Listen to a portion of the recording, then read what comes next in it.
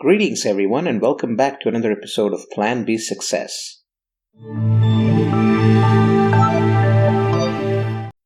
When you think about a business, what do you think of? An entity that wants to make money.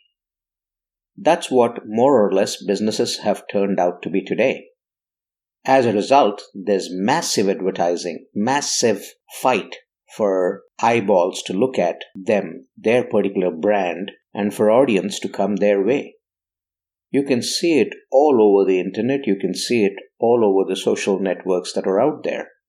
There's a competition to get people to look at you, your business, and come buy from you. It's kind of become more or less a monetary transaction. That's what generally most businesses do. As a result, we know that stats state that about 95% of businesses fail within their 2 to 3 year time frame after they're launched. Why do you think so? Is it because they do not have their products and services right? Is it because they don't understand their customers right? Or is it perhaps they're so unaware or unclear about what their proposition is to their customer base that they're confused in running a business as well as they're confused in attracting the right customers? Well, you could say it's all of the above. When you think about it, what is a business and what makes a customer turn around and look at a business? It's the brand value of a business, right? A business is known to the widest customer base based on its brand value that it creates. And what are the foundational building blocks of a strong brand? Generally, we have known it to be the vision and mission statements of a business. For a lot of people, they look at the vision and the mission statements as abstract, as strategic, which don't have actionable value on business execution. Absolutely not. The vision and mission of a business are there for a purpose.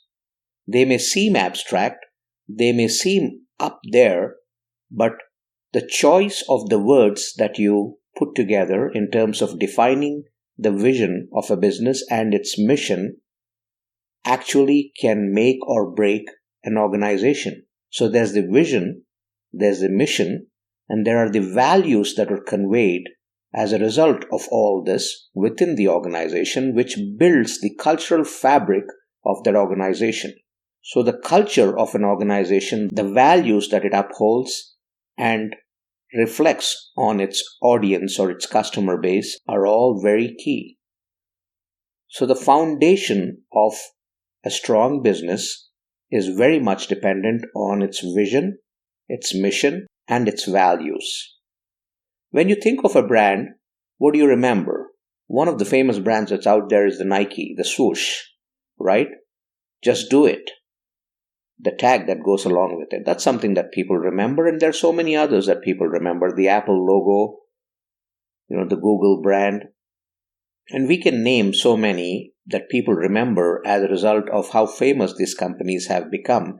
But ask the question as to what their vision or mission is, and not everybody is very familiar with it, whereas they should be. What is a visionary? A person with a great idea that provides value to others, right? When you look at some of these successful companies, when you look at Steve Jobs, people consider him a visionary. Why? Because he thought of a product way ahead of its time before it was even formed and how it would make a difference in people's lives, how it would provide value. And when it came to fruition, when it came to be realized, we can see the difference it makes in people's lives. So if you are running a company, if you're an entrepreneur or a businessman, and you want to be profitable, you need to think like a visionary. You cannot just think like a businessman trying to run after or chase after the dollar. You have to think like a visionary in terms of what makes your organization different. What makes you different as the leader of the organization? What do you do that is so unique and different from what is available out in the market? How can you ensure that your results by using your products or services are much, much better than the competition? Visionaries are nothing but entrepreneurs or artists or thought leaders, sportsmen, inventors, etc., etc. But they're all people that are thinking beyond the dollar, thinking beyond profitability, that are looking to make a contribution and do something different. And the right kind of a brand, if they are able to create that, that can be used to attract people towards their concept. Now, when you look at a brand, the logo is a part of it. As I said, vision, mission is a part of it. The audience that you're trying to attract is a part of it. All of that's great. But the audience or your customer base needs to align with what you have to offer. They need to understand your business for what it is. They need to understand what you provide. They need to be connected with it at an emotional level in order to back your organization up. That's what is important in terms of engaging your customers. Create and reflect and own the emotions that you want to see within your customer base. That's what a good brand does. It's not about the logo as much. It's not about the colors and all that. That's all great. It's easy to remember. It creates an imprint in your audience's heads, but it's about the emotional equivalence that people connect to.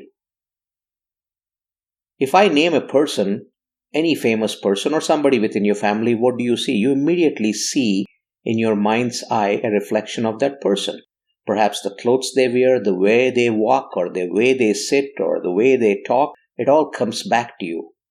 That's nothing else but the brand that person is inducing on you. Some of the entrepreneurs that are out there, they wear a certain set of clothes and that's all they're wearing. They walk a certain way, they talk a certain way. That's all nothing but an image that's being created so that when you think of them or when that name comes in front of you, you're immediately connecting to that image in your head. And there's a certain set of emotions that go with it as well. That all together forms the brand. And it gives the audience or your customer base a gut reaction, a gut feeling about your business, your product, or your service. And you want it to be the right kind of a feeling. And that's what a brand value creates for you. Hey, I hope you liked that episode. Do check out my website, rajivmudumba.com. And by the way, do check out Top Podcast Mastery Program. That's out there on the website. And if you're interested in podcasting, if you're interested in creating a brand image for who you are and what you have to offer, definitely check that course out. I'm sure it's going to provide you immense value and it'll cut short your journey of researching podcasts by the weeks into a couple of hours to get started and moving on it. Thank you very much.